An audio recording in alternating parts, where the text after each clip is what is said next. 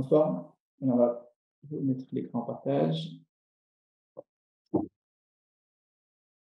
avait dit qu'on ferait ce soir le dernier des Korach, le 49. Il est très différent des précédents.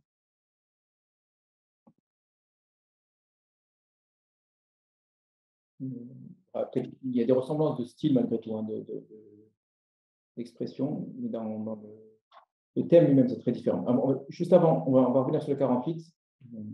Madame Anatole m'a posé des questions, je vais essayer de répondre rapidement. Je lis la dernière expression, la fin du 48, on va le prendre ensemble. Voilà, le fameux Almout.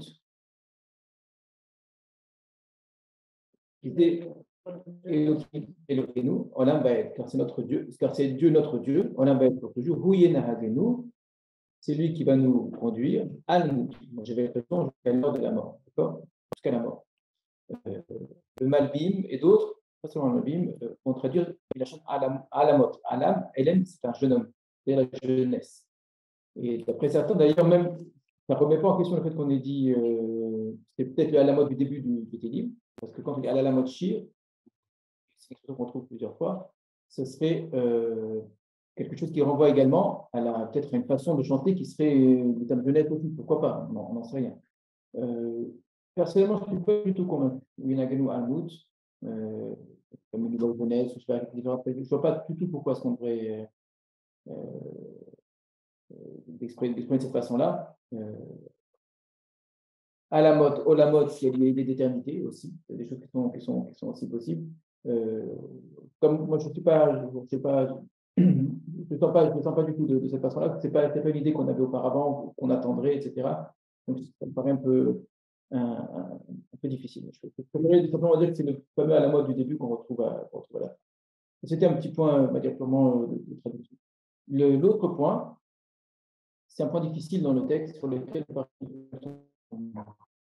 ça n'a pas trop quoi en faire, mais c'est une question générale dans l'Antilim, il ne faut pas du tout particulier à cela, qui est comment comprendre l'attitude des rois.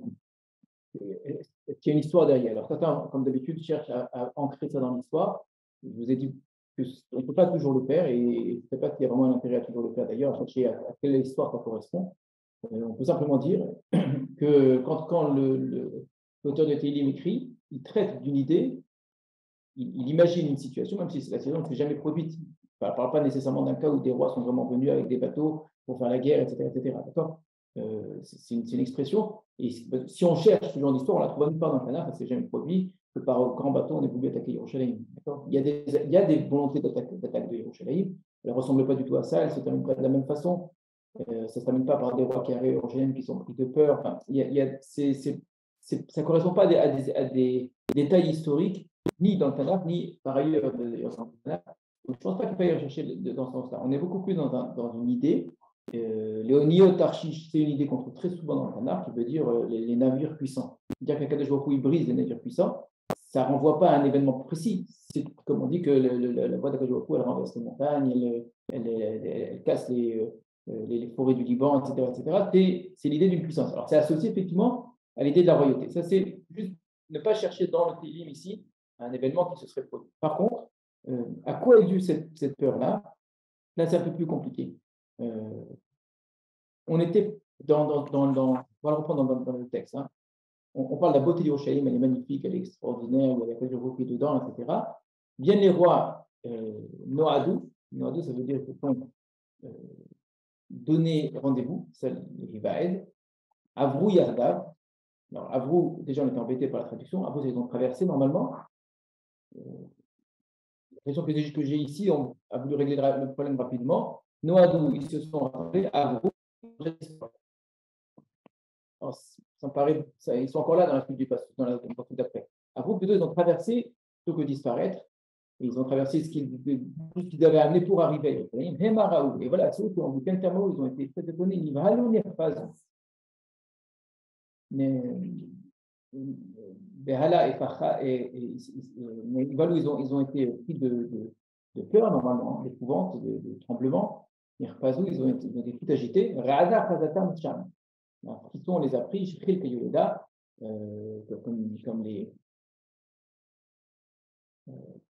comme ce que ressent une femme qui va accoucher. C'est une expression qu'on trouve plusieurs fois dans le Tanakh. C'est l'idée d'un héros de guerre qui tout d'un coup a comme des contractions d'accouchement et qui n'a plus aucune force. Ça, c'est l'idée. Donc, on est dans une idée où ces rois-là qui arrivent sont pris d'une certaine peur. On ne voit pas pourquoi. Il n'y a pas écrit du tout dans le texte qu'ils sont venus attaquer quelques jours en contre-attaque, pour envoyer quelque chose, etc. Les marins, où ils ont vu, c'est la vision, c'est ce qu'ils ont vu, qui les amène à Tamahu, l'étonnement, et ensuite la peur. D'accord. Et c'est là qu'arrive cette histoire des bateaux, de voir Kadim, Teshaber, Pashish, Hachashemot, etc. Et celui qui est très puissant et qui brise. Alors, donc, la peur, semble-t-il, du texte ici, c'est une peur de la présence d'Akadosh Baruch Hu. C'est lié à l'ensemble du thème de ce thème-là. Et Yerushalayim, c'est Ir Elokeinu, la ville de notre Dieu. Le roi de la ville, ce n'est pas notre roi humain, c'est Akadosh Baruch Hu, c'est lui le roi de cette ville. Donc, cette présence-là a quelque chose de très impressionnant. Et on va parler de ça, on va parler de tourner autour des murailles, d'observer les murailles. On avait dit que c'était un chant qui est lié à la Régel. Quand les gens montaient, il y avait une sorte de quelque chose de magnifique, d'extraordinairement beau dans Yerushalayim. Mais ce n'est pas juste une beauté physique, c'est quelque chose qui, pour les gens qui étaient présents, renvoyait à l'évidence d'une présence. Je vous ai dit, ça fait écho à l'ensemble des télim qu'on avait auparavant, où on est dans cette volonté de se retrouver auprès d'Akadosh Baruch Hu. Samanafshi, l'Elohim, Ekelchai, je suis plus avec Baruch Hu, n'est pas avec nous, etc. Et là, on a l'image idéale où l'Akadosh Baruch Hu est avec nous. Donc, c'est à l'époque où c'était possible, où il y avait quelque chose de merveilleux. Je vous ai dit le nombre de ressemblances qu'il y a en inversion entre ce télim et à l'inverse dans Megillat Echa. On va reprendre volontairement des descriptions de télim pour dire que tout ça, finalement, ça disparaît. Et c'est ça la perte du Beth Amikdash. C'est un lieu grandiose, merveilleux, etc. Et c'est ça qui donne l'impression d'une très, très, très grande peur. C'est ça qui fait peur Alors, dernier point pour là-dessus. J'ai essayé de montrer qu'il y a des liens entre les différents histoires de Nekora. Je ne me suis peut-être pas bien exprimé. Quand je dis qu'il y a des liens, ça ne veut pas dire que les textes ont été écrits nécessairement exactement comme on écrirait un récit, c'est-à-dire avec une idée en tête, et je vais développer une idée dans un premier télim, ensuite un deuxième, ensuite une idée dans un troisième, etc., avec une articulation qui est entièrement construite d'avance. Peut-être, mais ce n'est pas nécessairement ça qu'il faut y voir. Parce que si c'était le cas, ce serait un seul télim, enfin un grand télim. Or, ce n'est pas le cas. L'ensemble des télim séparés, avec des titres différents, Mizmor, Lamnetsear, etc., d'accord. Ils sont tous de Bnei Korach, ils ont chacun un thème complètement différent. Et donc, il ne faut pas nécessairement y voir comme une sorte de… Il y a un fil conducteur, je pense, c'est ce que j'ai essayé de montrer, c'est la notion de place de Yerushalayim, la ville de Yerushalayim qui représente Hachem, Yerushalayim. C'est le manque de cela et la réalité de cela, la place de la réalité humaine à l'intérieur. Ça, c'est ce fil conducteur, c'est vrai. Mais ce fil conducteur, ça ne veut pas dire qu'il faut voir le premier télim comme nécessairement le début de quelque chose qui va être ensuite développé dans le deuxième, etc. Ensuite, chaque télim se construit selon sa… Effectivement, les rois, de manière assez intéressante, on ne va pas trop dans tous ces cas télim. Or, ici, on retrouve les peuples ou les rois, les Hamim ou les Melachim, télim après télim, quasiment en tout cas dans les derniers. Mais dans des positions différentes quand même. Pourquoi? Parce qu'on n'est pas en train de parler des mêmes rois nécessairement qui suivent exactement le même processus. Les Hamim qu'on avait juste auparavant, c'était dans le télim d'avant, qui est celui de Rosh Hashanah, magnifique, celui de la terroir, on parle de la royauté d'Akadosh Baruch Hu. On ne parle pas de la ville des Yerushalayim, peut-être, c'est un télim qui se veut universel. Donc, il ne place pas du tout Yerushalayim, c'est le seul qui ne parle pas des Yerushalayim ici du tout. Il est dans une vision extraordinaire de la royauté d'Hachem, même si je vais démontrer dans sous-entendu Yerushalayim est très présente, puisqu'on décrit la royauté d'Hachem exactement comme on décrivait l'intronisation des rois, on descendait à la source d'eau du Kifron, et puis que de là-bas, on faisait monter le roi jusqu'au Beth Amikdash. Donc, il y a quelque chose qui est très ressemblant. Mais c'est un télim où on demande en tout cas à tous les hommes et l'ensemble du monde de reconnaître la royauté d'Hachem. Donc, on est dans quelque chose qui est parfait, comme ça. Il y a la sonnerie du chauffard, on est après tout ce qui peut s'être passé, on est un télim après l'histoire d'une certaine façon. Une fois que l'histoire est terminée. Alors que le télim que nous avons là, avec Yerushalayim qui est présent, avec des rois qui viennent, avec des murailles, avec des gens qui sont encore avec des idées qu'il faut remettre en place, on est encore dans l'histoire de l'humanité quelque part. Peut-être tout à la fin, je ne sais pas, mais quelque chose qui est encore en devenir. Donc, on a l'idée, et cette idée, ce que je vous avais dit, c'est que les télim ont été rédigés à un moment, composés à un certain moment, Et ils ont été ensuite mis en place dans un livre, on en a fait un livre à d'autres moments, ou plusieurs autres moments. D'accord. Donc, les télim n'ont pas été écrits pour être chapitre 1, et ensuite chapitre 2, chapitre 3, etc. L'ordre a été placé bien après. Donc, il y a une idée commune qu'on a mis ensemble, c'est le décor. Ce n'est pas les seuls livres de décor, on va avoir un autre groupe de décor dans le troisième livre également. Donc, on voit bien que le but, ce n'est pas uniquement de prendre les télim des décors. Si c'était le cas, il en manque quelques-uns.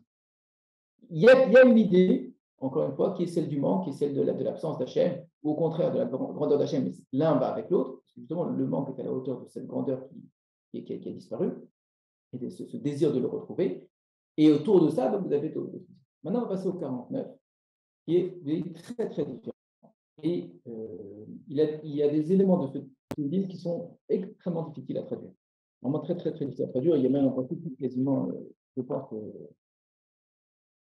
incompréhensible. C'est rare qu'on dise ça. Je ne dis pas qu'il n'y a pas de traduction, vous en avez des traductions. Quand vous lisez une traduction, vous avez l'impression que c'est facile. Alors qu'en vérité, les traductions sont très souvent des choix. Il peut y avoir des lectures très différentes les unes des autres. Et à part cela, elles sont souvent parfois très hésitantes. Une traduction, c'est simplement parce que le traducteur a envie d'écrire quelque chose. Et il ne vous met pas en note traduction hasardeuse, etc. Vous avez parfois dans certaines éditions écrit texte obscur.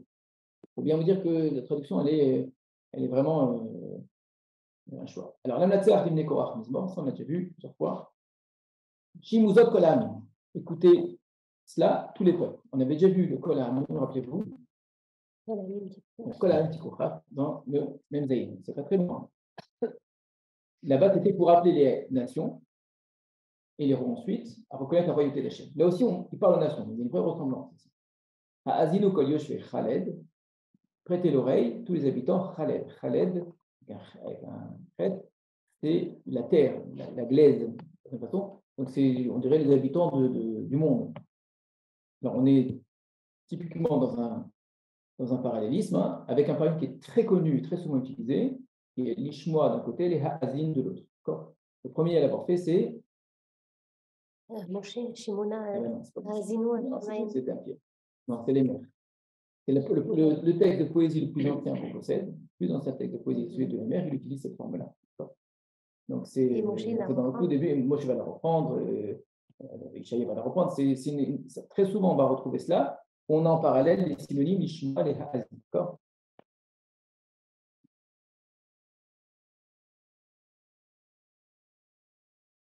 Donc, c'est Adavetila chez Ma'an Koli, chez les mères Azenaïm Rati. Donc, vous retrouvez en plus là aussi déjà les premiers parallélismes entre Kol et Imra, etc. Donc, Adavetila, écoutez ma voix, chez les mères, femme de les mères, prêtez l'oreille à ce que je vais dire. Donc là, on retrouve la même chose, le Shimo et le Hazinu. Donc, on s'adresse aux nations. Écoutez, les peuples, cette chose-là, que je vais dire, Shimo Zot, il annonce un Zot. Il ne dit pas qu'il va faire un shir pour l'instant ou quelque chose, il dit Zot. Quelle différence entre Shomea et Rosen? Alors, si on est très pchat dans la poésie, on ne se pose pas sur nos questions. Entre les Shmo et les Ha'azin, d'accord. Le Midrash, tout le temps, une partie, on toujours montrer des différences, que les Ha'azin, c'est quelque chose de plus proche. C'est prêter, comme en français, on dit prêter l'oreille, plus attentif. C'est possible, mais d'un point de vue purement politique, au niveau poétique, on n'est pas obligé de chercher pourquoi Kolamim sera chez nous et que Dieu fait nous, même si on peut toujours trouver des choses, mais je ne pense pas que ce soit essentiel. C'est un télim, on en a déjà vu un dans notre groupe là, où l'auteur a une sorte de présentation de son télim. On en avait vu un comme ça, pour vous rappeler, dans notre groupe justement. Où avant de faire le télim, il dit qu'il va le faire un télim en fait. C'était juste avant, rappelez-vous, c'était à quel sujet?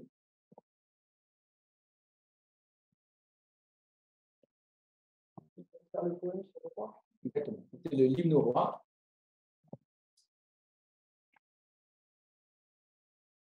Là-bas, c'est encore plus imagé.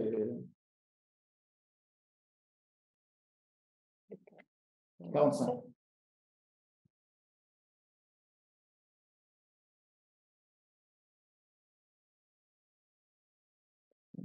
Achash libi davar tov, omer ani ma'asai lemelech, leshoni et sofer mahir. Achash libi davar tov. Mon cœur a une idée à penser comme ça à l'intérieur d'une bonne chose. Omer ani ma'asai lemelech, j'ai l'intention de dire ma'asai, mon œuvre, au roi. J'ai envie d'ici d'écrire, mais il dit de donner mon œuvre au roi. Leshoni et sofer mahir, ma langue est comme le burin ici du scribe qui va écrire rapidement. Il annonce en fait, je vais écrire un hymne au roi. Très bien. Là, c'est un petit peu ressemblant. Il dit, écoutez, j'ai quelque chose à dire. Gam bene Adam, gam bene Ish, yachad ashir ve'evion. Ça fait encore partie de l'introduction. Il n'a pas commencé. Donc, c'est qui les gens à qui je parle? Je parle de tous les peuples. Quand on avait parlé de tous les peuples, quand on a Amim Dikochav, on a beaucoup insisté ensuite sur les rois, en fait, sur la royauté. Là, il va préciser Gam bene Adam, même les humains, Gam bene Ish, même les fils de l'homme. Évidemment, c'est tous les peuples, mais ça veut dire tous les hommes. Yachad, ensemble, il précise Ashir ve'evion. Je parle aux riches comme aux pauvres. Donc, à qui je m'adresse? À tout le monde. C'est pas au Béni Israël. C'est pas un télim ici qui est adressé spécifiquement au Béni Israël. C'est un télim qui s'adresse à l'humanité. Et elle s'adresse à l'humanité, à chaque individu en tant qu'homme, et pas ici à tous les hommes en tant que peuple. Vraiment, en tant que nation, ici, dans ce qu'elles auraient d'identité. Pi yedaber chochmot vehagut libitevu. Là, la ressemblance avec ce qu'on avait auparavant, intéressante. Regarde, je reprends le 45. Excuse-moi, chaque individu, et pas quoi? Et c'est pas ici les grands, les notables, les gens intelligents, les rois, etc. On a beaucoup parlé des rois juste avant. Et pas l'ensemble des peuples? Pas l'ensemble des peuples comme une identité ensemble, ou bien des gens importants. La Bible avait dit Rachash libi davartov. Mon cœur a pensé une bonne chose. Rachash, c'est quelque chose qui s'est agité, quelque chose qui a murmuré à l'intérieur. J'ai envie de dire mon œuvre. Donc, du cœur, on est passé à l'œuvre, à l'action. Ma langue est devenue quelque chose qui est écrit. D'accord? C'était le cœur, l'œuvre, la langue, d'accord? On parlait d'une parole. Maasé, d'une action. Davar, une chose. Ici, on a, en 49, puis ma bouche, Yedaber va parler de Chokmot, sagesse. Pas la même chose.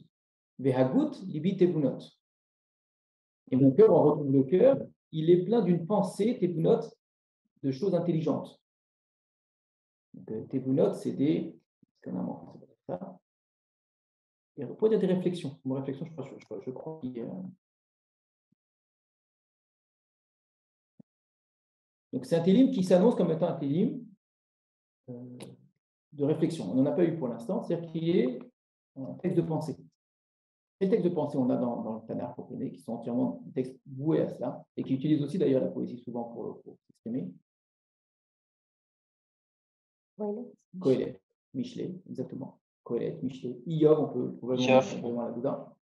Le but de Iyov, c'est une réflexion, ce n'est pas d'écrire la poésie, c'est pas, d'accord. Mais Kohélet, Michelet sont des livres entièrement voués à la réflexion, à la pensée, aux grandes idées, d'accord. La morale, la philosophie, etc. D'accord. Eh bien, là, on a un télim de ce type-là. D'ailleurs, vous allez voir énormément de ressemblances entre ce télim dans les idées, très très grande ressemblance avec des thèmes qui reprennent exactement les idées de Kohélet. Juste, c'est la pensée. Ouais. C'est pas de la méditation. Mais la méditation, le fait de penser à quelque chose. Atele mashal ozni, eftach bechinor chidati. Atele mashal. Je vais tendre ozni, mon oreille, les machal au machal. C'est quoi un machal? Non, le machal, c'est une parabole, une fable. C'est le mot Michelet. Le mot machal est très rare dans Télim. Vous l'avez ici, donc c'est je prête mon oreille aux paraboles, aux images. Eftar vechinor chidati, et je vais ouvrir ma chida. Ils ont traduit un aphorisme qui paraît un peu anachronique, c'est-à-dire une énigme, quelque chose qui utilise une image, mais qui est une image qui ne se dévoile pas facilement. C'est le principe d'une frida.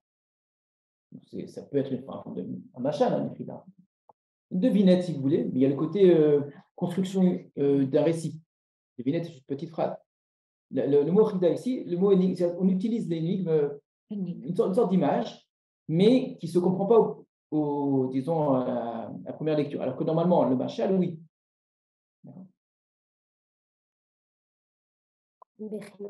Alors, Bechinor avec le kinor. Le kinor, c'est-à-dire l'art. Le kinor, on l'avait vu dans notre groupe de télé ici, au tout début.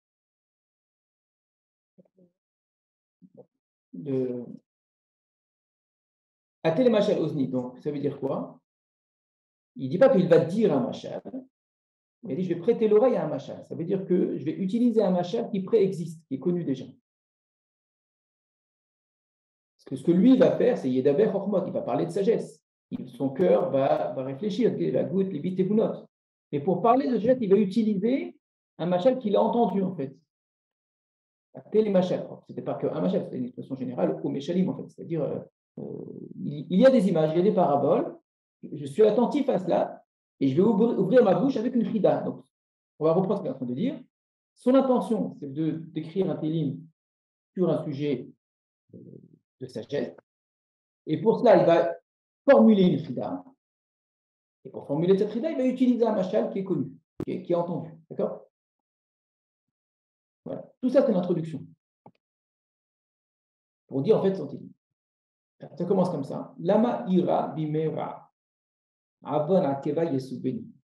Je ne m'arrête pas sur les consonances, mais c'est très très beau. Moi, je suis. Va formuler une Voilà, ce qu'il va faire, lui, il dit Eftar, je vais commencer par. J'ai oublié de parler de Kinor, oui. Bechinor, c'est quoi Bechinor? Peut-être ça fait partie de la Chida, je ne sais pas. Mais a priori, ça veut dire que pour dire sa Chida, il va en même temps jouer. Donc, il va jouer avec le Kinor, et en même temps qu'il joue, il va quelques notes de. Alors, qu'est-ce qu'il a besoin de dire? C'est pour dire que c'est une chida qui se fait en musique, qui se fait de manière agréable, peut-être d'une certaine façon. Probablement, mais je n'ai aucune idée, j'ai le sentiment, c'est juste un sentiment intérieur, que le kinor fait partie de la chida en fait. Mais bon, c'est juste un sentiment personnel, tant que je suis capable de savoir. Et le machal là-dedans, il est quoi? C'est pas encore. Non, mais je n'ai pas compris. Le machal, c'est ce qu'il va utiliser. Pour dire sa chida, il va utiliser un machal, mais ce n'est pas lui qui l'écrit, c'est pas son machal. Il pourrait inventer un machal. Je sais que ce n'est pas lui qui l'invente parce qu'il ne dit pas je vais te dire un machal, il dit je vais te prêter l'oreille à un machal. Donc ma bouche, elle va dire, mais prêter l'oreille, je vais écouter moi-même un machal. Je vais être attentif au machal qui existe pour dire ma chida. Et prêter l'oreille, ce ne serait pas par rapport à l'art? Il dit et les machal, non. L'art, c'est ce que lui va faire. Il dit, alors je reprends, até les machal ozni, je vais tendre mon oreille au machal, eftar vechinor chidati, et je vais ouvrir, je vais commencer, je vais introduire ma chida avec le kinor. Et là, il se met à jouer quelques notes, j'imagine. Ça sonne de manière très très belle. Je ne sais pas si vous êtes sensible au Piye daber chochmot ve'agut libit evunot, atele machal ozni eftar vechinor chidati.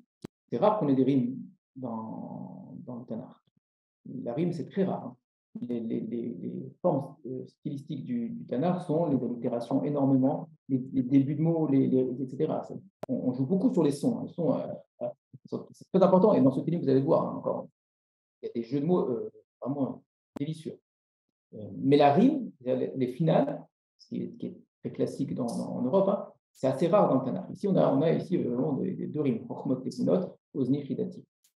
Alors, écoutez bien, Lama ira bimera, avon akeva yesubeni. Lama ira bimera, je ne fais que traduire, et vous allez voir que même quand on arrive à traduire, c'est difficile à comprendre. Après, on n'arrivera même plus à traduire. Alors, Lama ira bimera, pourquoi craindrais-je? Pourquoi j'aurais peur? Bimera, au jour du mal.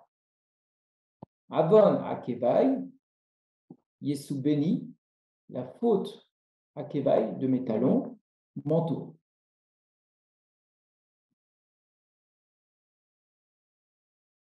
Comment est-ce qu'on associe les deux hémistiches du Stélim? Les deux sont collés. Une partie de la phrase est articulée avec l'autre. Lama ira bimera. Et lama avon. Avon akeva yesubeni. Pourquoi est-ce que j'aurais peur au jour du mal? La faute de mes talons m'entoure. On peut comprendre, il y en a la plus simple. Vous disiez, Muriel? Le lama se rapporte à la dernière, à la deuxième partie aussi. Donc, pourquoi est-ce que j'aurais peur au jour du mal. Pourquoi la faute m'entoure? Pourquoi pas? Alors, ce que vous dites, c'est intéressant. C'est d'utiliser un mot, la première partie, et de le recoller sur la deuxième partie. C'est quelque chose qui est typique de la Shira qu'on peut trouver, qu'on peut se permettre de faire. Ibn Ezra en particulier fait souvent ça. Montre que très souvent, il y a un mot, la première partie, qui est sous-entendu dans la deuxième. On arrive à comprendre un texte qui est confus simplement en se disant, mais oui, tu as oublié qu'il y a un autre mot qu'il faut rajouter. C'est très, très, très, très courant dans les livres. Vraiment très, très, très courant.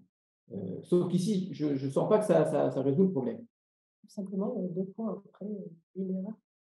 Alors, point d'interrogation, réponse, avant d'accueillir ce pays. Voilà, c'est la lecture la plus simple. Lama ira bimera. Pourquoi est-ce que j'aurais peur au jour du mal? Réponse, avant d'accueillir Yesu béni.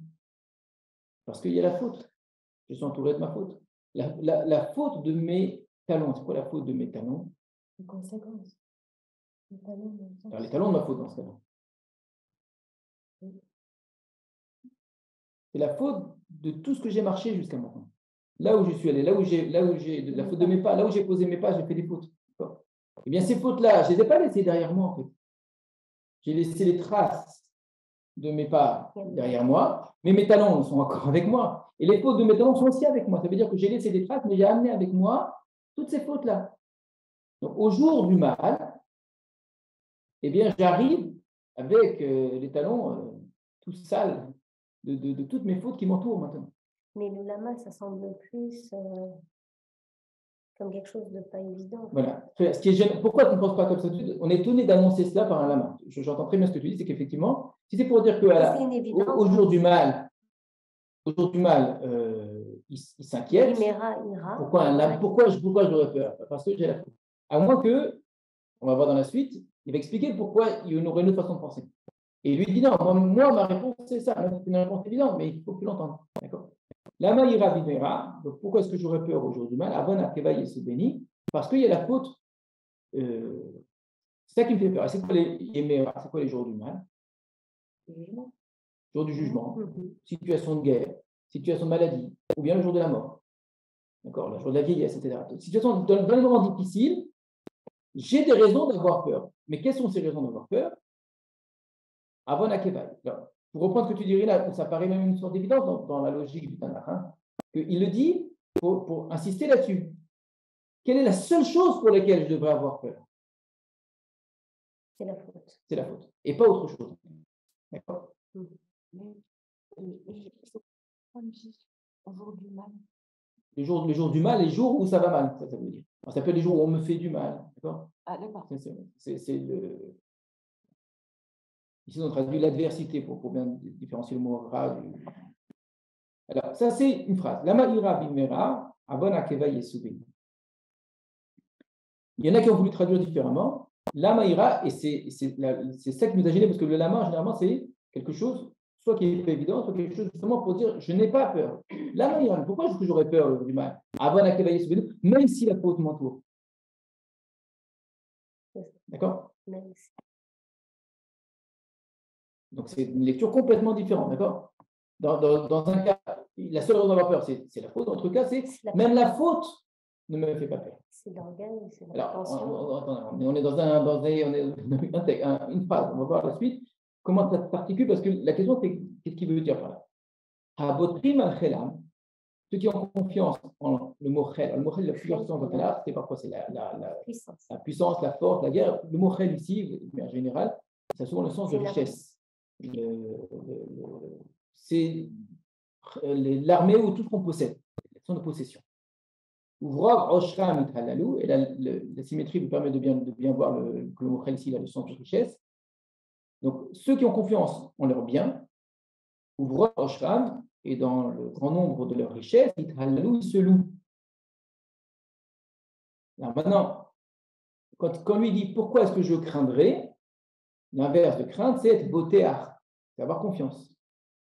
Donc, moi, pourquoi est-ce que je craindrais au jour du mal? D'accord? Avon akeva Yesu béni. Eux qui ont confiance à Tchelam, ouvrent Rosham Mitralalou, et qui donc, se louent de leur très grande richesse, d'accord? Mais là, on ne dit pas ce qui va leur arriver. Attends, il ne faut pas qu'on lise un seul. Un frère, l'opado ish ne rachètera pas un homme. L'expression ish el achiv, ça veut dire l'un l'autre en fait en hébreu. Il y en a qui veulent comprendre même un frère, au sens propre du mot frère. Mais peu importe, ça veut dire personne ne peut racheter quelqu'un d'autre.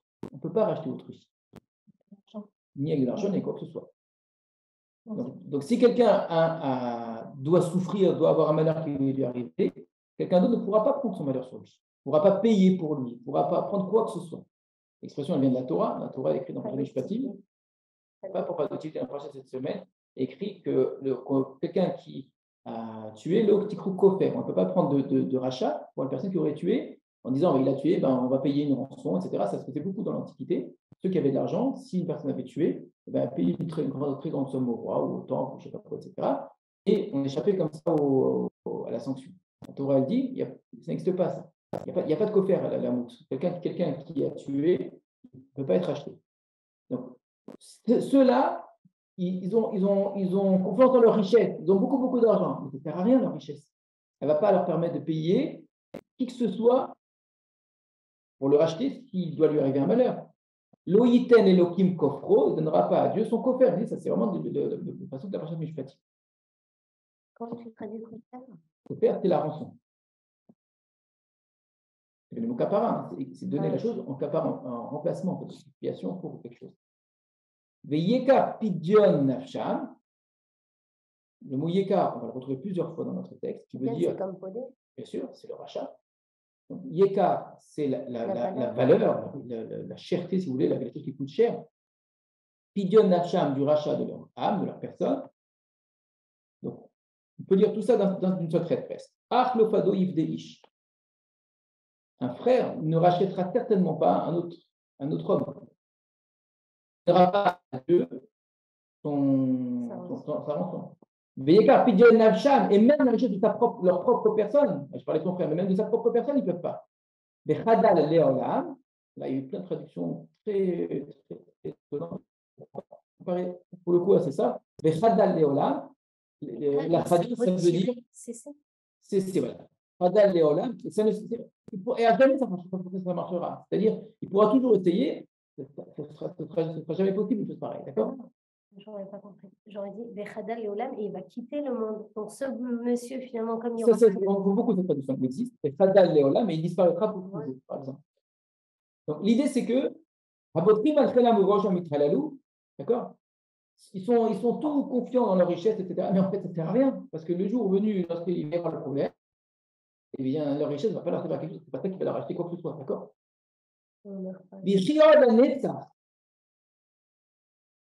Là aussi, il y a différentes compréhensions. La traduction est facile, c'est juste la façon de quelle ponctuation vous mettez. Et qu'ils vivent encore pour l'éternité. Il ne verra pas l'abîme. Donc on peut dire tout de manière ici, comme si c'était une façon de supposer, même s'il vivait pour l'éternité et qu'il ne voit jamais l'abîme, d'accord? L'abîme, shachat. Shachat, c'est le Sheol, c'est moi la shachat. Sheol, on va avoir beaucoup de termes qui renvoient à la mort, en fait.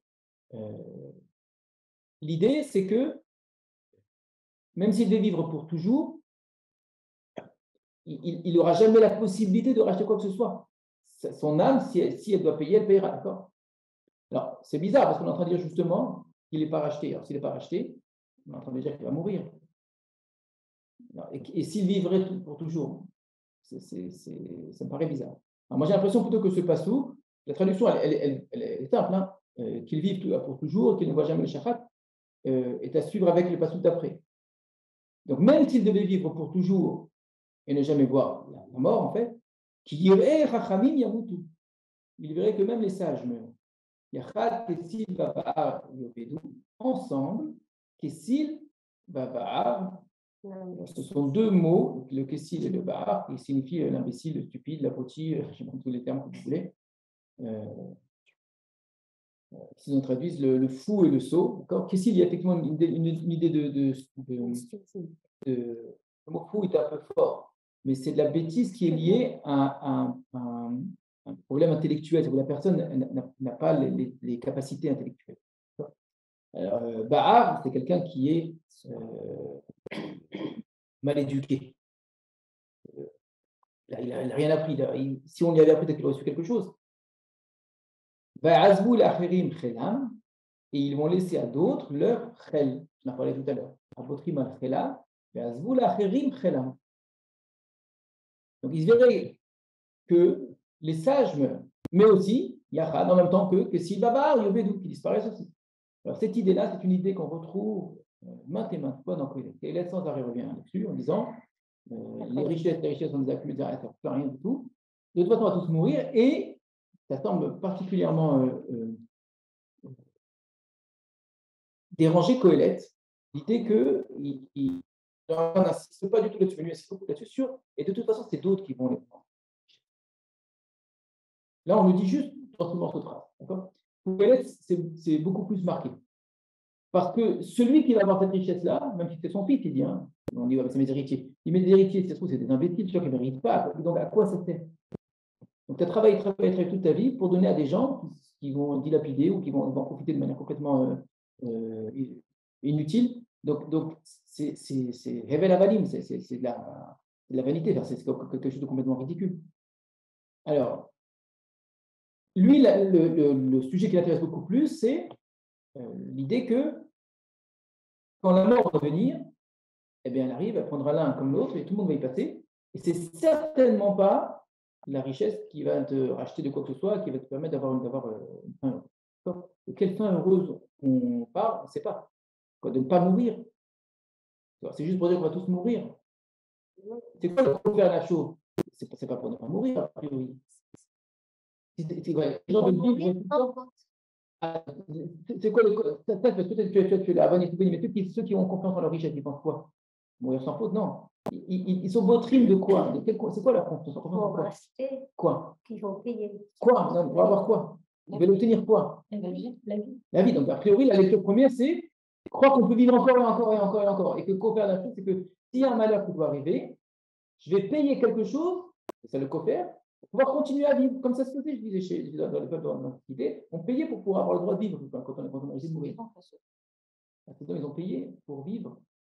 Je veux dire, ils pensaient, en fait, avec leur richesse, pouvoir vivre éternellement. C'est ce qu'on. Il va y avoir dans le texte, dans le fond du texte, va aller dans ce sens, effectivement. Beaucoup ont cru que on a droit à une sorte de vie éternelle avec. Il dit ça ne sert à rien. Donc, l'idée première, c'est que quand j'ai signé un danger, et que donc il y a une sorte d'épée comme ça qui va tomber sur moi, je vais trouver un moyen de payer pour ça. D'accord? Alors, il y a mille façons comment je vais offrir un corban, je vais payer quelqu'un, je vais donner, etc. D'accord? Après, il y a d'autres façons de comprendre également. C'est de pouvoir vivre encore. Non, tout le monde meurt. Les chachamim, les imbéciles, tout le monde meurt de la même façon, d'accord? Et laisse aux autres toute leur richesse. Donc, les richesses que tu accumules dans ta vie, ça ne va pas à te faire vivre, elles ne serviront à rien du tout, d'accord?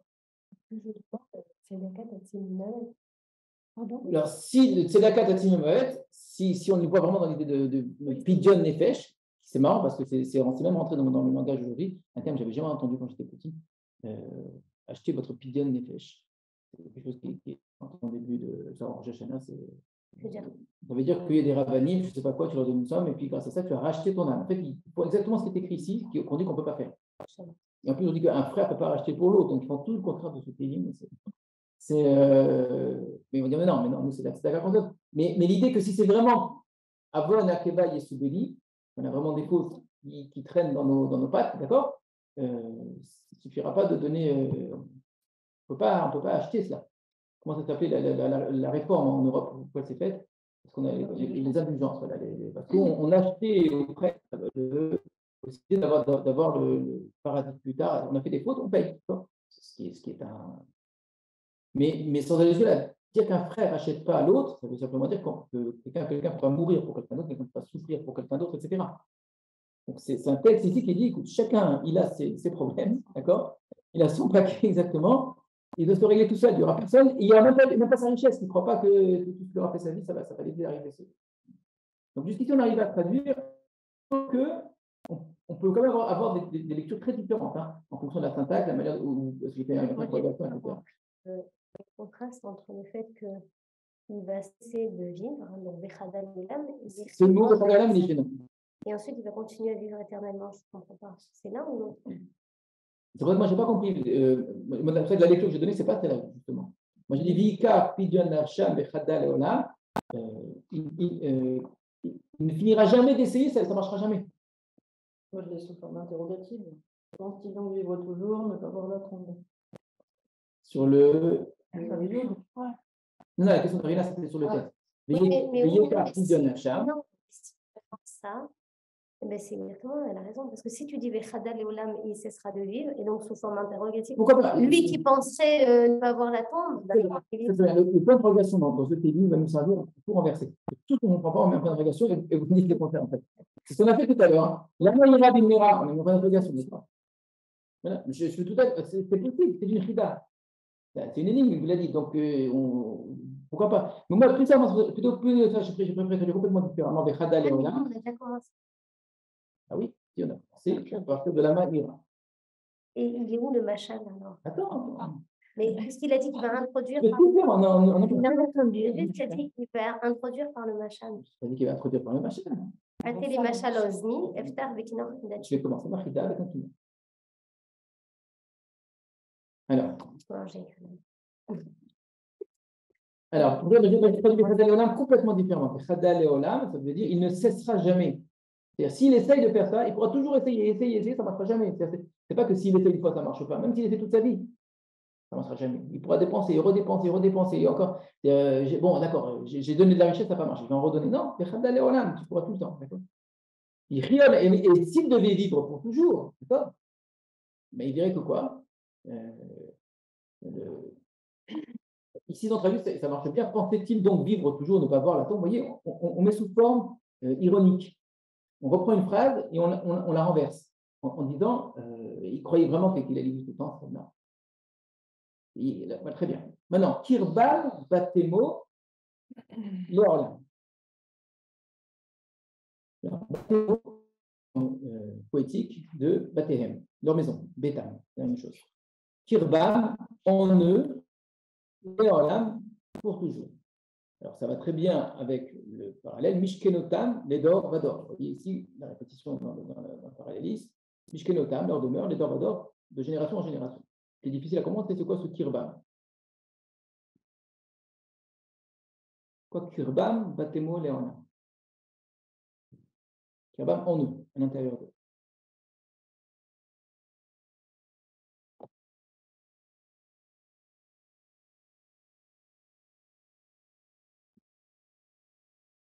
À l'intérieur de leur maison, ils pensent être... Très bien. Ils pensent pouvoir vivre dans leur maison toujours. Kirbam, Batemo, Léorlam. Ils sont protégés, en fait. Kirbam, à l'intérieur d'eux, Batemo de leur maison. Il y en a qui traduisent. Famille, Pas nécessairement. On a parlé avec Mishkan. C'est la maison, vraiment la demeure. Il y en a qui traduisent Kirbam, en eux, comme on dit Bélibi, dans leur cœur, en eux, ils pensent que Batemo Léolam. D'accord. Ce n'est pas Kirbam Batemo à l'intérieur de leur maison, mais ce serait Kirbam, à l'intérieur d'eux, Batemo Léolam, ils pensent. Mais moi, après Batemo, j'en sais. Non, c'est pas une. C'est ça qu'il faut savoir. Kirbam Batemo, donc ils pensent à l'intérieur d'eux que les Olam, ils vont vivre pour toujours. Mishkenotam, les Dordor, que leur demeure tiendront de génération en génération. Car ou Vishmotam ale Adamot, car ou qu'on a appelé Vishmotam par leur nom, ale Adamot sur la terre. On est passé de la richesse à autre chose en fait ici que la richesse, qui est la renommée. Ils pensent qu'on parlera d'eux pour tout le temps. Donc c'est une autre forme d'éternité.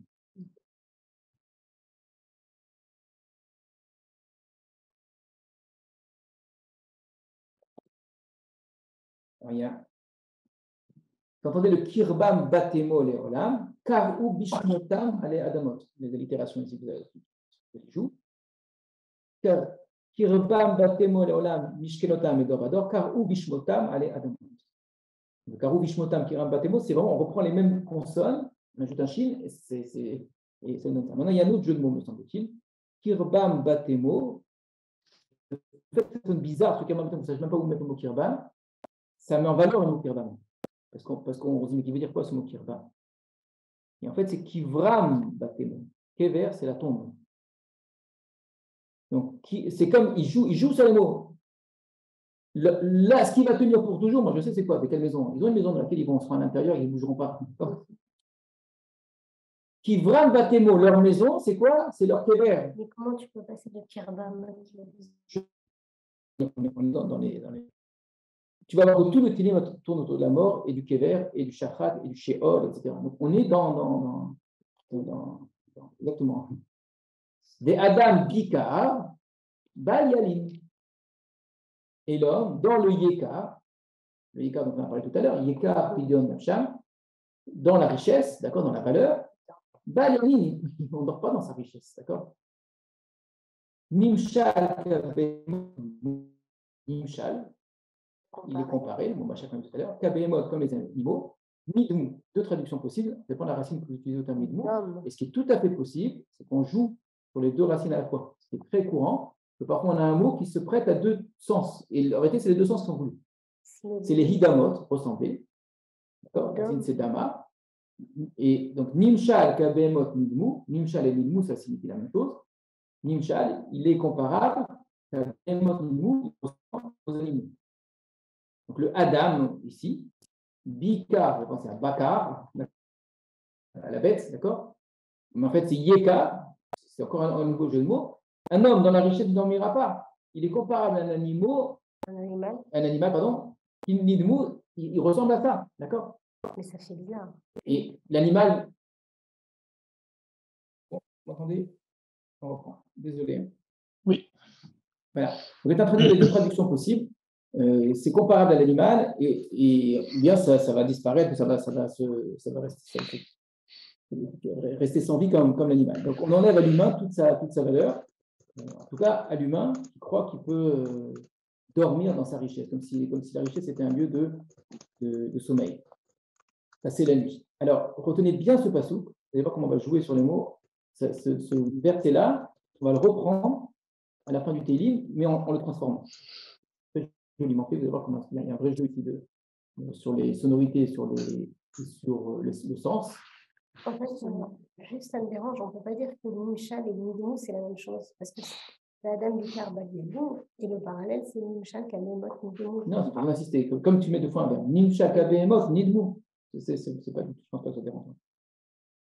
Donc, eux pensent qu'ils peuvent, ce sont des maisons qui vont durer tout le temps, que leur renommée va rester. Mais un homme ne passe pas la nuit dans sa richesse. Sa richesse, c'est pas un lieu, ça n'est dans rien.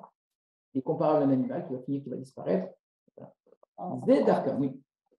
C'est marrant parce que dans Nidmou, il y a dame, c'est le sens, ça veut dire on réduit en fait l'homme comme l'animal à un être Un être global, exactement. C'est la physiologie qui finit par où la mort, c'est la fin de tout, il ne reste plus rien. Exactement. Dédakam, qu'est-ce que c'est l'amour? Mais le dame, en général, ça envoie la vie. Sauf quand c'est le dame qui est versé. Dédakam, qu'est-ce que c'est l'amour?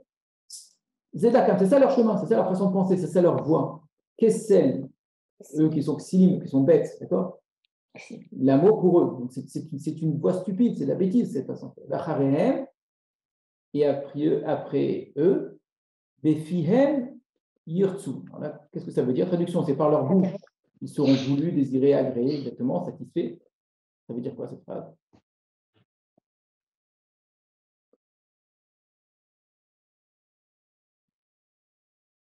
Après eux, Befihem Yirtsu.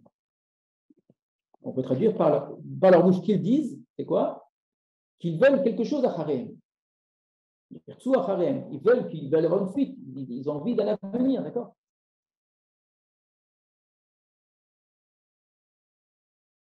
Alors, ces gens-là qui sont stupides s'imaginent qu'il va y avoir une suite, etc. Alors, il y en a qui traduisent Harem, Befiem, on parle de ceux qui sont Harem, ceux qui viennent après eux. Après vous, on avait tout à l'heure les Azula Achirim, Prélam. Par leur bouche, vont dire du bien de ces gens-là. Eux, c'est des imbéciles qui meurent. Et puis, il y a encore d'autres imbéciles après qui trouvent encore le moyen de dire ah là, ce qui est un grand homme, etc. D'accord? Alors qu'ils ne se rendent pas compte de la bêtise. C'est là, point. D'accord? Silence. On continue, pourtant, exactement sur la même enseigne, comme s'il n'y a pas le mot c'est là. Katson, Ishol, Chatou. Comme un troupeau, Chatou, Le mot le chat, c'est-à-dire poser, déposer, ou bien ça veut dire également descendre, rabaisser. La boire. Pourquoi ici, c'est pas choter? C'est à cause du dagage qu'on a Le perdu le dagage, sang. c'est ça. Lâcher. Donc, comme un troupeau qui va descendre, mais le mot chat, il est rare, c'est vraiment c'est une sorte de chute comme ça, vers le Sheol. Mavet Yarem, et c'est la mort, Yarem, pardon, pas Yarem, et c'est la mort qui va les faire paître. L'image du troupeau dirigé par un berger, ben, elle est reprise, sauf qu'ici, c'est un troupeau qui se trouve où? Dans la Bible. Dans la Bible, d'accord. Dans le Sheol. Le berger, c'est la mort. Alors, c'est bizarre comme qu'on parle comme un troupeau. Quoi. Le troupeau, il a l'habitude d'aller au Sheol, c'est une image connue, ça. Quoi, un troupeau c'est quoi comme un troupeau qui descend au Sheol? Elle signifie quoi cette image? C'est l'idée de suivre, quoi. Voilà. Alors, il y a l'idée, que ça va bien parce qu'on disait d'après la deuxième explication de Haréhem, eux ils ont fait ça, il y en a d'autres après qui font la même chose et qui sont tout contents qui répètent la même chose. Et ben c'est comme un troupeau, ils vont les uns après les autres. Mais ils avancent les uns après les autres, mais en fait ils ne se rendent pas compte que chaque ils sont en train de descendre tout doucement vers le Sheol. Et puis un jour on se retrouve compte, mais où je suis là?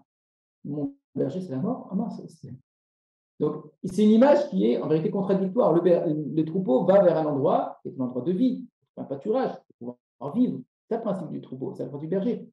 Donc, ils suivent un chemin, c'est ça, il y a un derrière ici. Ils suivent un chemin, ils sont persuadés que ce qu'ils font, c'est bien, que ça les amène quelque part. Donc, ils sont comme un troupeau qui va vers quelque part. C'est pas dire qu'ils ne savent pas, ils sont pas en train d'errer, d'égarer. Non, ils savent très bien, on fait ça, on fait ça, on fait ça, et puis, sauf qu'ils ne se rendent pas compte que c'est un troupeau qui est en train d'aller dans le vide. Ils sont en train de se diriger petit à petit en étant sans inquiétude, parce qu'ils ont du bitachon, ils ont confiance. Hein. Ils vont vers quelque chose qui est le chien. Encore un terme, on dit shachat, sheol. Vaïrdou vam yesharim.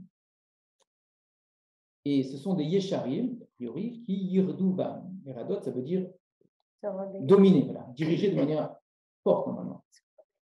Non, marad, pas yarad. Rodé, pas marad.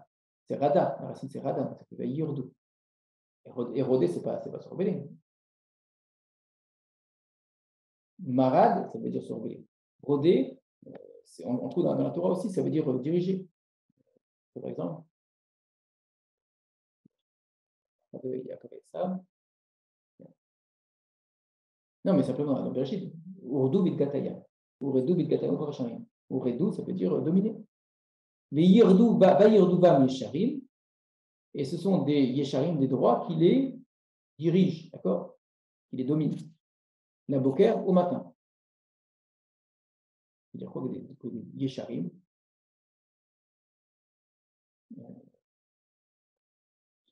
les dirigent au matin. Betsuram, écrit Tsiram, il y a Betsuram, les valot sheol miseboul, c'est ce morceau, vous avez dit au départ, qui est quasiment incompréhensible. La traduction, vous avez donc des explications très différentes les unes des autres. Alors, Tsuram, ce serait leur rocher, peut-être c'est Hachem, leur je ne sais pas quoi, leur force, le Tsu peut avoir beaucoup de sens, d'accord? La forme. Ou bien Tsuram, très bien, leur visage, leur forme, la Tsura. Les valot sheol. Alors, les valot, là en hébreu, c'est s'abîmer, se déchirer, ou bien te perdre, effectivement, exactement. Sheol dans le Sheol. Mais Tsura et Valot Sheol, donc comment on va voir comme image, que leur forme va s'effacer, va s'abîmer dans le Sheol. Misevoul l'eau. Misevoul l'eau. Zevoul, c'est un lieu normalement, un endroit, peut-être un champ par exemple, à lui. Ça veut dire quoi? Tsura et Valot Sheol, Misevoul l'eau. Voilà. On était dans ces troupeaux qui descendaient vers le Sheol sans s'en rendre compte, comme les troupeaux qui vont vers l'eau, comme ça pour aller boire, et qui évidemment se retrouvent. D'accord. Je vais voir. Ah, qui sonne, non? Je crois que c'est Alors, on reprend. Donc, c'est normal. On n'a pas compris. Les tsuram, les valot chez Hol, donc, et leur image, les balotes, il n'y a pas écrit que c'est bala au sens habituel du terme, une forme active normale, et leur image se serait abîmée. Les balotes, c'est un infinitif ici. Pour s'effacer, pour s'abîmer, dans le Sheol, miseboul. C'est très, très étonnant. J'ai lu une explication qui tente l'image suivante. Qui dit que ces gens-là, ils se sont construits des maisons extraordinaires et que les gens imaginaient à l'époque que pour garder une existence, une vie, après la mort, pour être sauvé de la mort, on a eu la fameuse de Pidion, le rachat. Il y avait autre chose que le rachat, on a vu la renommée. Quelqu'un qui est très connu. Quelque chose qui est proche de la renommée, qui était l'image. Les gens faisaient construire une sorte d'image, une statue, ils dessinaient une image à l'endroit de leur tombe ou à l'endroit qui les représente dans leur zéboul. Et ils imaginaient que si cette image, elle tient, eh bien, leur existence, quelque part, elle existe encore, quelque chose qui tient de chez eux. Donc, il n'y a pas de chol, leur vie ne disparaît pas complètement. Donc, c'est intéressant parce que d'abord, ça permet de comprendre que depuis le départ, le problème, ce n'est pas qu'ils veulent vivre nécessairement éternellement. C'est ça que je ne pas. Mais ils disent, mais qu'est-ce que va devenir ma vie après la mort? Qu'est-ce que mon âme va devenir? Et c'est ça la notion de rachat depuis le départ, c'est qu'est-ce que je deviens? On dit, tu es comme un animal, il n'y a rien qui reste de toi. Et les gens, ils s'imaginent qu'il va rester quelque chose. Non, il ne va rien rester de toi. Mais si j'ai une image, il va rester quelque chose. Mais ton image dans le Sheol, elle disparaît, elle ne sait pas. Alors, c'est des tentatives d'explication. Ça veut dire que c'est ça que veut dire le texte. Honnêtement, comment on traduit Zévoul? Zévoul, c'est pas les détritus. Zével, peut-être. Normalement, Zévoul, c'est plus un lieu, un endroit. Mais peut-être qu'il faudrait prendre autrement, je ne sais pas. En fait, on dirait que c'est une réflexion. Je ne sais pas si on prend les premiers avant la Torah, c'est-à-dire jusqu'à Mitzrayim. En fait, les Égyptiens ils faisaient des pyramides où les pharaons se mettaient dedans pour la grandeur. Enfin, il y a énormément de ça, sauf qu'au lieu de dire jusqu'à la Torah, jusqu'à aujourd'hui. Et certainement à l'époque de Télim. Oui. C'est-à-dire, on est l'époque des Assyriens, on est l'époque, les Romains qui viendront après, ils continueront à faire ça. Vous aurez des images qui auront des valeurs qui seront quelque chose, parfois presque idolâtré, pour laisser une trace. Mais c'est vrai jusqu'à aujourd'hui. Jusqu'à aujourd'hui, il y a ces sentiments parfois qu'on va laisser quelque chose, qu'on va mettre un truc. Non, il y a les fétichismes, tout ce que vous voulez. On imagine qu'on peut garder quelque chose de la vie. En fait, on dirait même que c'est exactement l'état d'esprit de quelqu'un qui ne croit pas en Hachem. Enfin, Hachem, une croyance. Ouais. Et voilà ce que peut être sa vie. Ça veut dire qu'il va s'imaginer vivre éternellement, mais en fait, ce n'est pas possible, enfin, avec toutes ces manières-là. En fait, alors, je ne dis pas qu'il ne croit pas en Hachem. Cet homme, il croit beaucoup en Hachem. Mais il croit en pensant qu'il peut commercer avec lui, qu'il peut négocier. Oui, mais... Donc, je pense qu'au contraire, jusqu'à présent, on est dans quelque chose qui s'accorde très bien avec la religion. Mais c'est une façon de vivre la religion. Attention, mais quand je dis ça, la religion, comme vous l'avez dit vous-même, les gens des Égyptiens, les Assyriens, la religion, c'est la religion aussi. C'est-à-dire la croyance en quelque chose après la mort. Quelqu'un qui dit, de toute façon, tu vas finir comme un animal, lui, par contre, il faut passer pas du tout religieux et ne pas du tout croire en Hachem. Donc, celui qui dit le Télim pour l'instant, peut au contraire avoir un langage qui n'a rien de divin. Il a quand même dit, il ne veut pas racheter à Hachem. On sait que ce n'est pas son cas. Il a parlé de ses faux. Donc, on sent que ne se positionne pas dans cette façon-là. Il n'a pas encore dit ce qu'il pense. Mais par contre, il parle à des gens qui ont une forme de religion. C'est de la religion, ça. C'est même, quand je dis c'est de la religion, je pense que même c'est l'essentiel de la religion. Il y a une grande partie de la religion, c'est tout ce qui tourne autour de la mort. Heureusement que la Torah, ce n'est pas de la religion. C'est pas ça, d'accord? Mais c'est une vie très religieuse, ça. C'est des gens qui vont faire des mausolées, qui vont faire des cultes, qui vont faire des machins, etc. Ils vivent dans une forme d'expression religieuse. Toute l'Égypte, effectivement, est liée à les croyances tournent autour de la peur de la mort. Comment faire qu'on vive encore? Un parent qui est persuadé de vivre encore et qui va traverser avec sa barque, etc. Il y a une suite après. On peut faire quelque chose. C'est un commerce. C'est un commerce, c'est des croyances, et des superstitions, etc., toutes ces choses-là. Et il lui dit non, tout ça, il ne reste rien, ton visage, ton image, elle va complètement, complètement disparaître. Alors, l'autre lecture, donc ça c'est si je suis traduit par image, hein. Ça ne nous a pas du tout aidé à comprendre qu'est-ce que ça veut dire Yadouban Yesharim. Que les Yesharim les dominent et que leur image disparaît complètement. Alors, à moins qu'on dit Tsuram au sens courant du terme, ça renvoie à Kadosh Baruch Hu, celui qui les a créés, Tsuram, qui serait un parallèle à Yesharim. Les Yesharim les molestent, les dirigent fortement. Roder, ça veut dire les poussent, les frappent, leur disent quoi faire, d'accord? Comme on traduit ici. Non, c'est très mal traduit. Veillir Douva Yesharim, c'est dominer, diriger, d'accord, faire la loi. Et Akadosh Baruch Hu, le Tsour, lui, il fait disparaître complètement les balottes, c'est pour comment on appelle ça, les effacer, quoi. Mais Zéboulot, de son Zéboul à lui, de sa demeure à lui, à Kadosh Baruch Hu. Vous voyez, j'ai les mêmes mots, j'ai dit complètement autre chose. Je ne suis pas nécessairement le mot Beth-Amikdash, le lieu d'Hachem, d'accord? C'est un terme très, très, très génial. Ils n'ont pas la place dans le lieu d'Hachem. C'est quoi ces Yesharim qui les dominent au matin? Mais on ne peut pas dire qu'ils vont descendre à l'intérieur les justes. Ça veut dire, on parle du Tson qui descend dans le Sheol et qui. Alors que les Yesharim vont descendre eux au matin. Non, ça, c'est la lecture les du Yesharim.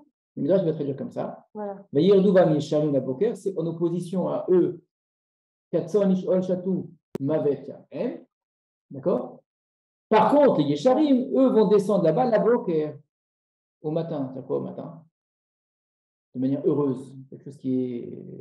Eux, les autres, on suppose en vérité que c'est dans le ciel, donc c'est dans l'obscurité. Alors que pour les Yesharim, c'est dans les murs. Oui, encore une autre traduction. Ça fait référence au jugement de Rosh Hashanah, le somme qui arrive au jugement. Alors, voilà, par exemple, il y a l'idée d'un jugement, sauf que ceux dont on parle somme, c'est que le mal. On n'est pas chacun.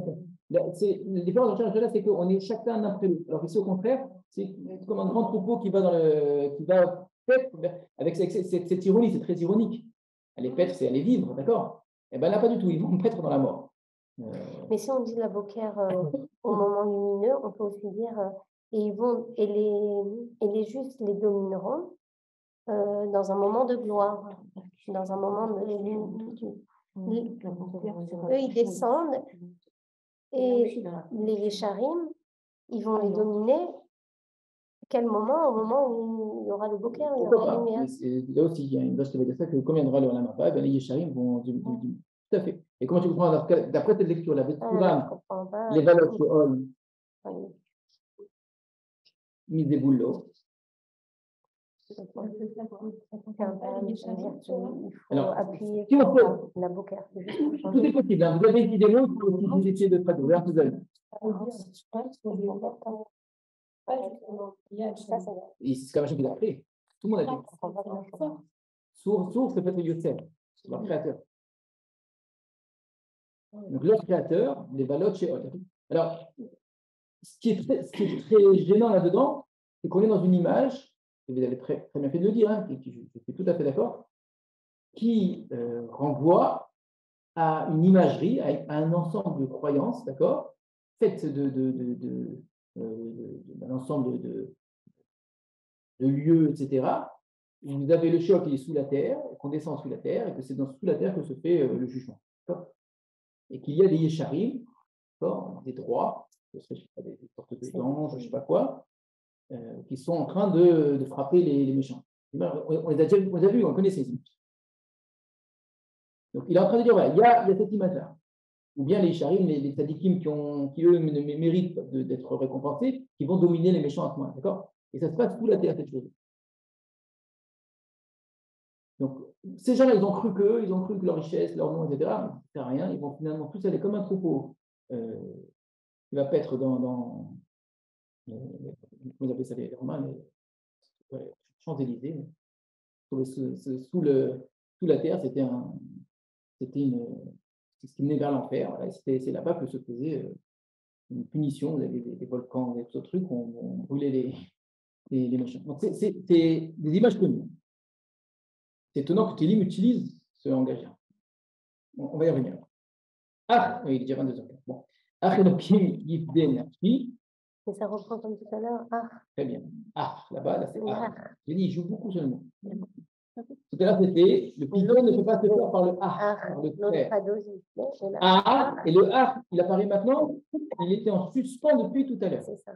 Depuis tout à l'heure, on disait, c'est pas ça, et c'est pas ça, et c'est pas ça. Ah, mais, voilà. Elohim yifde nafshi. C'est Elohim qui va racheter ma personne. Donc, voilà tout ce qu'il ne faut pas penser. D'accord. Je vous rappelle que juste avant d'avoir commenté, il y avait un seul passou, qui était la question des talons, en disant Lama, pourquoi est-ce que j'aurais peur aujourd'hui du mal? C'est commencé par une question. Avon Akeva Yesubeni. Et ensuite, il a développé son idée. Et son idée, c'est un frère ne peut pas racheter ton mot, d'accord? Tout finit dans la mort. Dans la mort, dans la disparition, dans le dépassement. Sagesse, ça en fait. C'est-à-dire, il va développer un sujet de sagesse. Ben, les grands sujets de sagesse de l'Antiquité jusqu'à aujourd'hui, mais qu'est-ce qu'il va y avoir? D'accord. C'est pour ça que j'étais un peu choquée au départ quand on dit le jour du mal, parce que quand on arrive au moment où on meurt, on ne voit pas ça comme un jour du mal. Ça dépend. Ça dépend. Non, c'est le jour quand les choses vont mal, d'accord? À ce dernier moment, les choses vont mal. Donc on a été dans une première partie. La structure, en fait. Jusqu'à présent, on avait un passou qui était pourquoi est-ce que j'aurais peur au jour de la mort? On dit il faut comprendre ce passou qu'Avon Akeva Yesubeni. Qu'est-ce que vient faire cette partie sur les faux, d'accord? Mais la question c'est ça. Pourquoi avoir peur au jour de la mort? Et il dit eux, pour ne pas avoir peur, qu'est-ce qu'ils font? Ils sont botrines, ils ont confiance, ils n'ont pas peur. Mais en fait, ils ont tort. Ils ont complètement tort parce que ça va très mal finir pour eux. Donc je reviens à ma question de départ qui était pourquoi avoir peur? Ils devraient avoir peur, donc, puisque leur confiance est vaine. Donc ils ont toutes les bonnes raisons d'avoir très très peur. Ça va finir par un troupeau qui est en train de paître normalement. Avec ces images qui sont des images tirées clairement d'un ensemble de croyances de l'Antiquité, que certains continuent à faire aujourd'hui, sur la manière dont sous la terre il y aurait une sorte de lieu de punition, de châtiment, d'effacement de l'être, où finalement on brûle. L'idée là-bas, c'est de brûler l'existence. Ce qui reste de la vie, c'est quelque chose qui est, je ne sais pas, les gens imaginaient une sorte comme s'il restait quelque chose de la vie. Cette vie-là, elle finit par être effacée. Même ça finit par être effacé. Il n'y a plus rien. Donc, il y a une première partie qui est l'enterrement, où on laisse nos choses physiques. Il reste encore quelque chose de spirituel. Et ben, cet esprit-là, ce nefesh, qu'est-ce que vous voulez, lui aussi, il va être complètement effacé. Il y a un lieu pour ça où on efface toutes les traces de ces gens-là. D'accord? Qui ont eu confiance dans leur richesse, dans leur force, dans leur renommée, etc. Ah, mais, contre Elohim, il déniche. Elohim, lui, va racheter mon âme. Miyad Sheol, de la main du Sheol, même si je vais moi aussi au Sheol, comme si le Sheol il me tient, Yad, il me prend, hein, d'accord? Qui yikacheni, quand il va me prendre, Hachem. C'est là. Donc on a compris, le premier c'est là qu'on avait auparavant, il posait déjà en vérité la première partie. Ensuite on a deux psukim, l'un qui conclut, qui résume, si vous voulez, tout ce qu'on avait auparavant, c'est comme un troupeau qui va à la mort, et l'autre, après le Kim, d'énergie qui permet de passer à la suite, qui est de dire, pas du tout. C'est celui qui me sauve. Alors, on n'a pas le temps de continuer pour aujourd'hui, on va faire la fois prochaine. L'expression utilisée pour dire que, pour parler de l'action d'Hachem, qui kacheni, quand Hachem me prend. Cette expression est très importante. C'est-à-dire quoi qu'Hachem. C'est pas ça qu'il faut penser dans ce contexte-là. Hein. Pourquoi pas? Après, si tu veux, ça peut rajouter une connotation. Hein. Mais dans notre lecture, qui est celle de la mort, l'expression qu'Hachem prend quelqu'un, elle existe. Déjà, il l'arrache à la vie prématurément. Alors, ça peut avoir cette signification-là. Nous, c'est le langage que nous, on utiliserait. Mais dans la Torah, ça a été utilisé. Oui, pour les enfants d'Aaron. Non. Comme Moshe. Non. C'est la main d'Hachem qui vient le prendre. Il n'y a pas écrit le verbe Hachem n'est pas écrit. C'est avec le Hachem natal. Lakar, là on trouvera par exemple Hachem Lakar. Hachem qui a donné, Hachem qui a pris, c'est un Yov. Hachem qui prend. Où est-ce qu'on voit que pour parler de la mort, on dit qu'Hachem prend quelqu'un? Oui, exactement. Dans Yov, tout à fait. Et ça, c'est pour tous les humains. Enfin. C'est Hachem qui donne, Hachem Mais qui prend. dans la Pour dire que quelqu'un est mort, oui. Lakar. Mais Kachéou Elohim, Dieu l'a pris. Et toi, tu entends, c'est dire qu'il est mort prématurément, il y a quelque chose de bizarre dedans. C'est pas qu'il va me sortir du chœur, il va me faire mourir. Si, ça veut dire dans la lecture, Hachem va me faire sortir du jeûne. Dans le contexte qui est celui de la mort, utiliser cette expression pour dire qu'Hachem prend quelqu'un, il va mourir. Si on est dans le Sheol, qu'Hachem va le prendre, ça ne veut pas nécessairement dire qu'il va le faire revivre. Hein. On reste dans la mort. Alors, en plus, il est écrit Miyad Sheol Yikacheni, de la main du Sheol, il va me prendre. De la main du Sheol, qui Yikach, lorsqu'il va me prendre. Ça veut dire qu'au moment où il doit me prendre, il me prendra de la main du Sheol, qui ne me laissera même pas entrer dans le Sheol. Le Sheol va me tirer et je ne vais pas rentrer. C'est pas qu'Hachem, moi je ne comprends pas qu'Hachem va me faire sortir du Sheol. Quand je dois mourir et Hachem va me prendre, il fait exprès d'utiliser l'expression Hachem me prenne, eh bien, il va me prendre même du Sheol qui ne pourra pas me prendre. Donc, je n'irai pas au Sheol, je ne descendrai pas au Sheol. Pourquoi? Parce que Elohim, il venait qu'Hachem va racheter. L'expression Ikar, elle est écrite dans Bereshit, au début. Hachem, il a pris quelqu'un. Ikar, c'est Elohim. Non, pas Adam. Adam, il est mort. Il y a quelqu'un dont on ne dit pas qu'il est mort. Il y avait toute la généalogie, on vous dit il est mort, après il avait tout emmené, il est mort, il est mort, il est mort. Et vous avez, sur ce personnage-là, vous allez avoir énormément de midrashim parce que Hachem l'a pris, justement.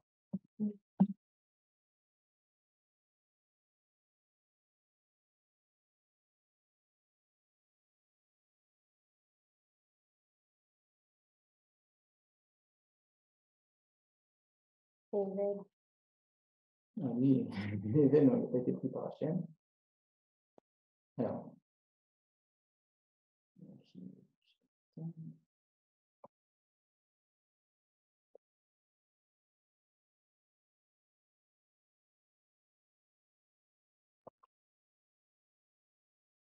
Tu n'as pas? Ah ouais, tu l'as vu? Non?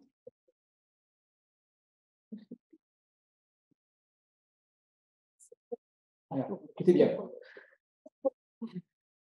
Hanor a vécu 65 ans. Bayoled et Metouchalach, il a 65 ans. il a enfanté Metouchalach. Mais Hanor était Elohim. C'est le seul dont on dit ça. Et Hanor a cheminé avec Dieu. Non, c'est pas le seul. Dans cette lignée-là. Après avoir enfanté Metouchalach, pendant 300 ans. Bayoled et Metouchalach, il a enfanté des fils et des filles. Donc les années totales de vie de Hanor étaient de 335 ans, ce qui est peu, jeune homme par rapport aux autres. Mais il fallait Hanor était Elohim, on répète encore. Et Hanor a cheminé avec Dieu, mais aînez-nous. C'est quoi, aînez-nous?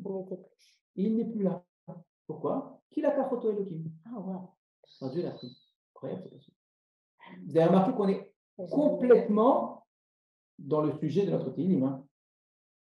Cheminer avec Dieu, Hachem qui prend, la personne elle n'est plus là, d'accord? Si en plus vous regardez les noms des personnages qui précèdent, vous avez écrit Yered, qui est juste avant lui. Yerdo. Voilà. On a Shet. Shet, on a vu Shata. D'accord. Et évidemment, il parle depuis le début de Adam, d'accord? On parle à l'humain. Adam, il dit tous les humains, je parle. Oui, ben, si les gens m'ont remonté depuis le début, hein, d'accord? Je ne sais pas, peut-être les machins du départ. Voilà. Il reprend le début de Bereshit comme ça, où les humains vivaient très très longtemps. Même si on vit très très longtemps. Ben oui, c'est le début de Bereshit, on vit très très longtemps. Ça ressemble beaucoup. Hein. Il dit, il pourra avoir. Ben, finalement, ils meurent tous. Ah non, il y en a un qui n'est pas mort. Il y en a un qui n'est plus là. Il n'est pas mort. Et nous, qui l'a. On a l'impression que c'est qui parle? Je dirais que c'est Hanor qui parle. En tout cas, quelqu'un, je ne dis pas que c'est Hanor, c'est quelqu'un, l'auteur ici parle comme Hanor. Et il est mort jeune. C'est triste hein, que ça soit mort. Mais là, on lui dit, mais comme c'est merveilleux, en fait. Comme les frères qui ont dit au père à Youssef d'Achi Benoni. Et il n'est pas là. Voilà. C'est-à-dire qu'il n'est pas Il n'est mort, pas en fait. dit. Donc, ça veut dire que cet homme qui est mort jeune, en fait, paradoxalement, n'est Il est jamais mort. mort. Il n'est jamais mort. Pourquoi? Parce qu'il n'est pas descendu au Sheol. Lui, Hachem l'a pris. Et un autre qu'Hachem a pris, c'est Eliyahu Hanavi. Lui aussi, on va dire qu'il n'est pas mort. Ach Elokim yivde nafshi miyad sheol ki kacheni. Donc, c'est une lecture hyper intéressante du début de Bereshit, où nous, on est impressionné par quoi? Il a vécu 900, machin. Ah, il a vécu tant. Oh là là. Le même texte, exactement, l'auteur de Télim, il le dit, il dit, il a vécu, et il est mort, et il est mort, et il est mort. On ne peut pas vivre éternellement, on ne peut même pas vivre 1000 ans. Au lieu d'être impressionné par la longueur de la vie, il dit, tu te rends compte qu'on n'y arrivera jamais, ce n'est pas possible. Ce texte de Bereshit est là pour nous dire que tu peux faire toutes les tentatives que tu veux, d'accord? Quand écrit, je reprends le texte. Le texte de Bereshit est là, au contraire, pour te dire, en poussant les choses à leur maximum, qu'un jour ou l'autre, ça viendra. Un jour ou l'autre. Ah non, il y en a un, il y en a un qui sait. Dans Bereshit, il y en a un qui vit. Et c'est justement celui qui ne vit pas longtemps.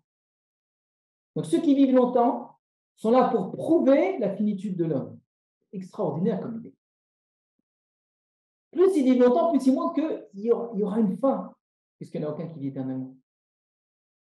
Et quoi, ils croient que quoi? Ils vont vivre tout le temps? Ils vont finir tous sur le Sheol, comme un troupeau. Et il a vécu, et l'autre, Acharitam, Acharem, après l'autre, après l'autre. Ouais. Il a la généalogie devant lui, là. Qui est-ce qui vient après? Allez, au suivant. Allez, au suivant.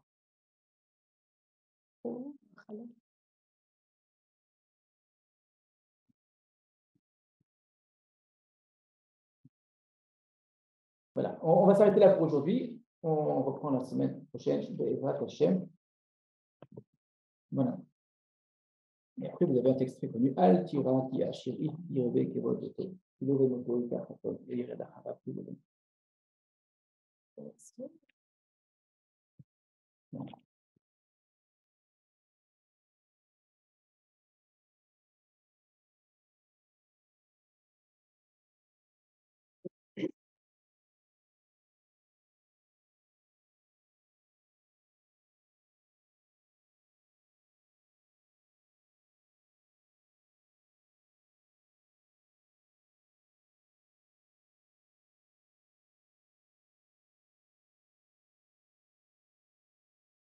Je vous invite à relire le texte, et c'est la semaine prochaine, et de bien l'écouter.